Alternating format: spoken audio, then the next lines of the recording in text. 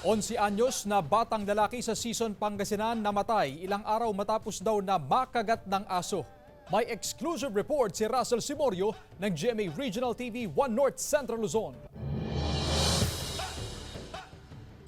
Patay ang 11 taong gulang na si Jezreel Baltazar mula sa Barangay Bantay Insik, Sison, Pangasinan, ilang araw matapos makagat ng aso.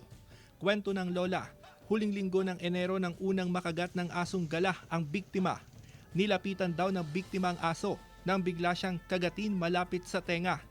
Hindi raw nagpaturok ng anti-rabies vaccine ang biktima. Sir, masakit talaga. Kasi sa akin lumaki ang bata ng ilang taon.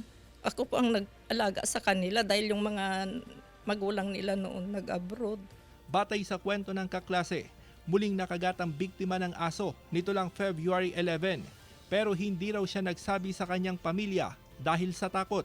Nalaman lamang na tinamaan ng rabies ang bata nang dalhin siya sa ospital noong February 23 matapos makaranas ng lagnat at pananakit ng katawan. Ang nakalagay po doon sa death certificate ng bata, positive po siya sa rabies.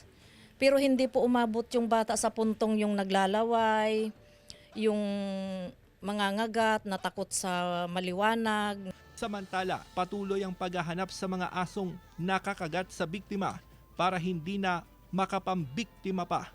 Mula sa GMA Regional TV 1 North Central Luzon, Russell Simorio nagbabalita para sa GMA Integrated News.